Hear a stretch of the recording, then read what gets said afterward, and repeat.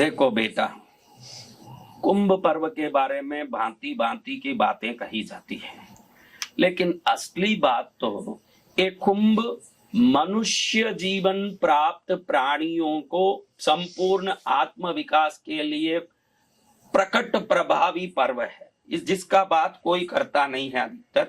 लेकिन कुंभ के 6 अलग अलग तिथियां ये निर्धारित होती है और हर बार इन तिथियों में स्नान होता है। ये तिथियों के दिनों में जो ब्रह्मांड में विचित्र ऊर्जा कुछ ग्रहों के संयोग से होती है। अब कई लोग ऐसे कहते हैं कि देवता और राक्षसों में समुद्र मंथन हुआ, तब अमृत का घड़ा निकला, वो अमृत का घड़ा लेके देवता भाग रहे थे और पीछे पीछे राक्षस उनको पकड़ने भागे तो कुछ अमृत सब इधर गिर गया चारों स्थानों में। उन अमृत में अब हम स्नान कर रहे हैं। अब मैं ये सवाल करता हूं कि अमृत क्या मौसम्बी का रस है जिसको इतने आसानी से देवता नीचे गिरा देंगे? राक्षस पीछे भाग रहे हैं, उनको भी देना नहीं है और उसको कैसे भी बचा के सुरक्षित करना है, तो कितनी सावधानी से देवताओं ने उस अमृत कलश को सील किया होगा, पैक किया होगा। गली गली में गिर जाए, कहीं भी पानी में गिर जाए, वहां गिर जाए, ऐसे क्या छलकते हुए उसको कोई लेके जाएंगे? तो अमृत अगर सच में ही ये जो जितनी भी कहानियां कही जाती है कि अमृत गिर गया चारों नदियों में इसलिए कुंभ स्नान किया जाता है, तो अमृत तो गिर ही गया, तो कभी भी नहाओ तो तुम तो नहाओ, उधर तो अमृत गिरा हुआ ही है। इन विशेष पर्वों में क्यों नहाना? क्योंकि इस विशेष ग्रह संयोगों में जो 12 वर्षों में एक बार जो ग्रहों के संयोग होते हैं, नक्षत्रों के संयोग होते हैं, पृथ्वी के पास कुछ ग्रह पास आते हैं, उनकी तरंगे जब ये घर्षण होने वाली नदी संगमों के जल की घर्षण की विद्युत के साथ जब वो तरंगे सम्मिलित होती है, तो वो नदी का जल खुद अमृत बन जाता है। वो जल के तत्व में उस समय अमृत की शक्ति प्रवेश करती है। अगर अमृत गिरा होता तो वो जल सदा के लिए अमृतमय होता, कभी भी स्नान कर लेते। 12 वर्ष में उन्हीं तिथियों में करने की आवश्यकता क्या है? कई लोग बोलते हैं कि देवताओं के एक दिन हमारा 1 वर्ष होता है, इसलिए 12 दिन तक वो दौड़ते रहे जल कुंभ अमृत कुंभ को लेके, इसलिए 12 साल में एक बार हम गोता खाते हैं, क्योंकि 12 दिन का हमारा 12 वर्ष हो जाता है। कोई देवता इतना महंगा अमृत कुंभ को ऐसे जगह जगह गिर जाए ऐसे लेके घूमेंगे? और क्या वही नदी तटों पर ही घूमेंगे और कहीं नहीं गिरा होगा वो अमृत? तो ये बातें इतनी उचित और विश्वसनीय नहीं लगती है। उचित और विश्वसनीय तो ये लगता है कि 12 वर्षों के बाद संयोग से होने वाला ग्रह का संयोग, नक्षत्र का संयोग, जल की तरंगें और एक नदी दूसरे नदी में मिलते समय उत्पन्न होने वाले विद्युत की घर्षण की शक्ति, ये सब संयोग मिलके उस जगह में ऐसी एक शक्ति प्रकट होती है। उस शक्ति में अगर तुम डुबकी लगा लो तो तुम्हारे जन्म मरण के चक्र को उत्पन्न करने वाले माया, मोह, क्रोध, काम आदि सभी विकारों से मुक्त होने के लिए तुम्हारे चक्र तैयार हो जाते हैं। शरीर के 6 चक्र, ये 6 चक्र की तैयारी ही 6 स्नान है। सीधी बात अगर तुमको कहूं तो 6 चक्र है हमारे शरीर में। स्नान कितने हैं बेटा? 6 गुरुदेव। हाँ, तो 6 स्नान और 6 चक्र का कोई तो संबंध होगा जिसके बारे में कई दूर दूर तक कोई बात नहीं होती। अब देखो मैं तुमको बताता हूं। सबसे पहले पौष पूर्णिमा 13 जनवरी को प्रथम स्नान हुआ। पौष पूर्णिमा के दिन 13 जनवरी को वो प्रथम स्नान हुआ, और प्रथम स्नान को तुम देखते हो सोमवार के दिन। 13 जनवरी पौष पूर्णिमा सोमवार के दिन प्रथम स्नान हुआ। हमारे सनातन में प्रथम पूजा हम गणेश जी की करते हैं, यानी कुंभ का श्री गणेश प्रथम स्नान कहो, प्रथम दिन कहो कुंभ पर्व का, वो पौष पूर्णिमा को श्री गणेश हुआ। अब श्री गणेश यानी गणेश हमारे 6 चक्रों में सबसे नीचे पृथ्वी तत्व का चक्र, मूलाधार चक्र के भगवान है। यानी हमारा जो कोई भी कार्य शुरू होता है तो गणेश से होता है, और हमारे किसी भी आध्यात्मिक क्रिया की शुरुआत से हमारा मूलाधार चक्र जागृत होता है शरीर का। अब इस प्रकार से ये समझ आता है कि प्रथम चक्र जो है हमारा मूलाधार चक्र है, और प्रथम स्नान जो है 13 जनवरी पौष पूर्णिमा को हो चुकी है। हम वीडियो बहुत लेट बना रहे हैं, किसी कारण से साधना में रहते हैं, पूजा में रहते हैं, तो मन चाहे समय में बना नहीं पाते वीडियो। लेकिन जब हम बना रहे हैं जब तक तो 2 स्नान पूर्ण हो चुके हैं, क्योंकि एकदम 13 जनवरी और 14 जनवरी को ही 2 स्नान पूर्ण हो चुके हैं। तो 13 जनवरी का स्नान में जो डुबकी लगाते हैं उस समय की पौष पूर्णिमा की चंद्र की ऊर्जा, जल की ऊर्जा, ग्रह संयोग मिलके मूलाधार चक्र को जागृत करने वाला है प्रथम स्नान। और मूलाधार चक्र जब जागृत होता है और तुम स्नान को पूर्ण लाभ से करना चाहते हो तो मूलाधार चक्र का बीज मंत्र लम लम लम, ये पृथ्वी तत्व का मंत्र है। इससे हमारा अस्तित्व में बल बढ़ता है, हमारा अपना वर्चस्व बढ़ता है, हमारे जीवन का सही मायना समझ में आता है। तो इस दिन प्रथम स्नान करने वाले अगर लम का उच्चारण करते हुए प्रथम स्नान कर लें तो ये स्नान निश्चित अनंत कोटि लाभ देने वाला है। और प्रथम स्नान की तिथि मूलाधार चक्र को जागृत करने वाली वैज्ञानिक रूप से साबित तिथि है। और दूसरी तिथि दूसरे स्नान की देखो तो 13 के अगले दिन ही 14 जनवरी मंगलवार के दिन मकर संक्रांति को हो रहा है। अब मकर संक्रांति के स्थिति को तुम देखो, संक्रांति यानी संक्रमण शब्द से संक्रांति शब्द आया है, यानी सूर्य का किसी राशि में प्रवेश करना। सूर्य यानी कौन? सूर्य पितृ तत्व, पिता तत्व। चंद्र यानी माता तत्व।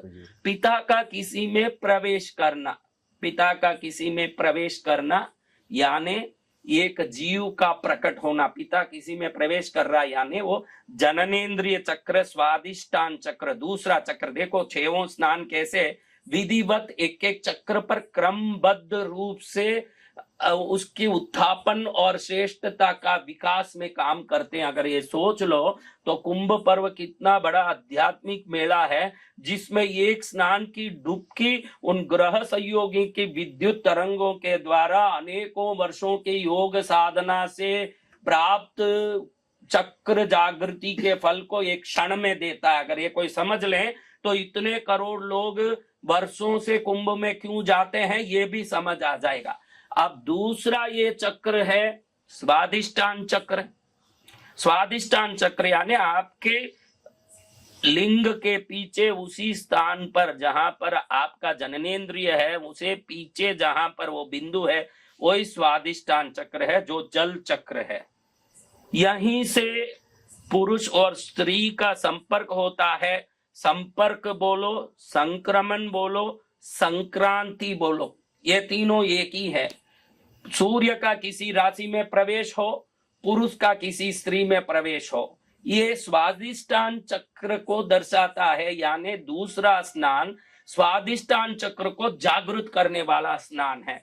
इस स्नान के समय अगर वम वम वम बोलते हुए हम डुबकी लगाएं, पितृओं को तारने वाला, क्योंकि वहीं से वंश शुरू हुआ है। तो पहले जितने वंश हुए हैं, आगे जितने वंश होंगे, आगे के वंशों की शुभता के लिए, पहले गए हुए वंशों की सद्गति के लिए, हमारे जीवन की अध्यात्म ऊर्जा की प्राप्ति के लिए, स्वादिष्टान चक्र की जागृति के लिए, सबके लिए ये दूसरा स्नान अद्भुत, अलौकिक और अद्वितीय स्नान है जो हो चुका है।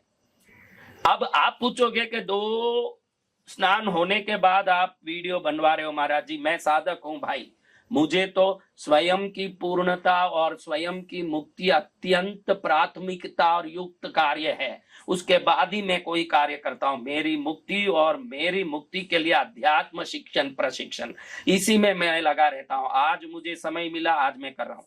अगले तीसरे स्नान के पहले कोई 2 दिन घर में लम बोल के एक स्नान, वम बोल के एक स्नान, मेरा मूलाधार चक्र जागृत हो। और पहले मैंने जो 2 मंत्र दिए, गंगे च यमुने चैव गोदावरी सरस्वती नर्मदे सिंधु कावेरी जले अस्मिन् सन्निधिं कुरु, इसको बोल के जल को सभी देवताओं का आवाहन करके शक्तिमय बना लो।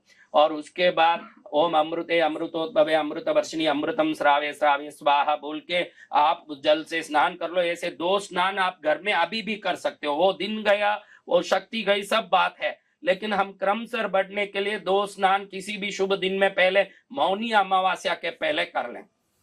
फिर आएगा तीसरा स्नान। अब तीसरा स्नान आप देखोगे 29 तारीख जनवरी को बुधवार के दिन कहते हैं मौनी अमावस्या, और कहते हैं कि ये अमावस्या की तिथि ही कुंभ पर्व का निर्धारण का कारण है। इसी को बेस करके, इसी के आधार से कुंभ पर्व का संपूर्ण निर्णय लिया जाता है। क्यों भाई? देखो, मैंने बोला पहला चक्र है मूलाधार चक्र, दूसरा स्वादिष्ठान हुआ, तो तीसरा कौन सा हुआ भाई? तीसरा हुआ नाभि चक्र मणिपूरक। और आप अपनी माँ के गर्भ से, नाभि के नाली से जन्म लेते हो, यानी आधारभूत कुंभ का मौनी अमावस्या है, तो ये नाभि चक्र आपके जीवन का आधारभूत तत्व है। अभी आप देखो, गर्भ में आप क्या करते हो? गर्भ में आप कैसे हो? मौन में हो। गर्भ में आप बोलते हो क्या? मम्मी रोटी दे दो, मम्मी चावल दे दो, पापा ट्यूशन फीस भर दो। आप गर्भ में मौन में पड़े हो जी, और अंधेरे में पड़े हो। यही मौनी अमावस्या है। आपके गर्भ में आप अंधेरे में मौन में पड़े हो। ये अंधेरा और मौन युक्त पर्व ही मौनी अमावस्या, यानी सृष्टि के प्राकट्य का आधारभूत तत्व शक्ति को ब्रह्मांड में फेंकने वाला दिन है। उस दिन वो अमावस्या की ग्रेविटी लेस फोर्सेस, यानी भू आकर्षण तत्व रहित शक्तियां और अनंत ग्रहों की शक्तियां बहुत अधिक निकट धरती की आती है, और वो शक्तियां जल पर अपने विशेष तरंगों को जब फेंकती है तो वो जल इतनी ऊर्जामय हो जाती है, उसमें डुबकी लगाने वाला अपने नाभि चक्र मणिपूरक चक्र को जागृत कर लेता है और अनंत जन्मों के चक्रों से मुक्त हो जाता है। एक छोटा सा स्नान इतना बड़ा लाभ दे सकता है। यही कुंभ पर्व का सबसे बड़ी विशेषता है महाराज, कि एक स्नान आदमी को अनंत कोटि जन्मों के पाप ताप दुख संकट से, उसके जन्म मरण के चक्र से मुक्त कर सकता है। ये है कुंभ पर्व का स्नान।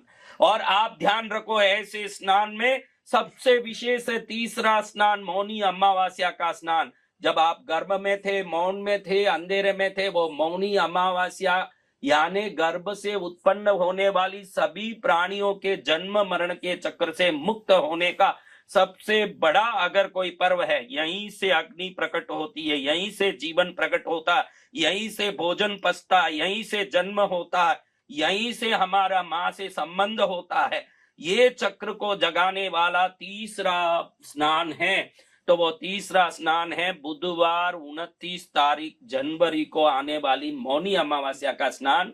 भारतीय सनातन जनता पागल नहीं है जो करोड़ों की संख्या में डुबकी लगाने जाती है। आज तो हम हमारे पूर्वजों की देखा देखी में डुबकी लगाते हैं, लेकिन हमारे पूर्वजों ने वैज्ञानिक रूप से जान लिया था कि ग्रह संयोगों से प्राप्त दिव्य शक्ति उस जल स्रोत में डुबकी लगाना अनंतों जन्मों तक हिमालय में बैठ के योग साधना करके जिस चक्रों को जागृत करता है, वो चक्र जागृति अगर सही समय पर इस ग्रह संयोग में हो जाए मात्र जल स्पर्श से अनंत जन्मों की योग साधना का फल एक क्षण में मिलता है। ये कुंभ स्नान का सबसे बड़ी विशेषता है। और हर व्यक्ति को प्रार्थना करूंगा कि सब काम छोड़ो और कुंभ मेला में पहुंचो। यही आपके लिए फायदा करने वाली बात है। अगर छोड़ दिए तो बड़े नुकसान में हो। जाओ कुंभ में और करो भक्ति।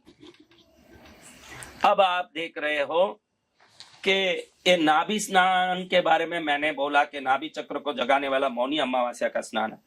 इस समय जल में अग्नि जैसी ऊर्जाएं प्रकट होती है, क्योंकि ये नाभि चक्र को जगाने वाली ऊर्जा अलग अलग ग्रहों के पृथ्वी के निकट आने पर जल में उसके अलग अलग शक्तियां प्रवेश करती है, और अलग अलग शक्तियां उस जल में अलग अलग प्रकार के शक्तियों को उत्पन्न करती है। इसलिए तीसरा स्नान जो मौनी अमावस्या में कुंभ मेला में जो भी करने जा रहे हो, रम बीज का उच्चारण करते हुए जाओ, क्योंकि वो आपको नाभि चक्र को जगाने में पूर्ण सहयोग करेगा। रम अग्नि बीज भी है, पाप नाशक बीज भी है, और सभी पापों को जला के राख करने वाला बीज भी है। उस रम बीज को बोलते हुए डुबकी लगाओ आप कुंभ में। जरूर आपका कुंभ का तीसरा स्नान, देखो मैंने कहा कि कैसे क्रमबद्ध एक एक चक्रों को जगाने वाला ये स्नान है। पहले मूलाधार चक्र का 13 जनवरी का पौष पूर्णिमा का स्नान, दूसरा 14 जनवरी का देखो आप संक्रांति का स्नान स्वादिष्ठान चक्र को जगाने वाला, तीसरा आप देखो 29 जनवरी को मौनी अमावस्या का नाभि चक्र मणिपुर को जगाने वाला स्नान,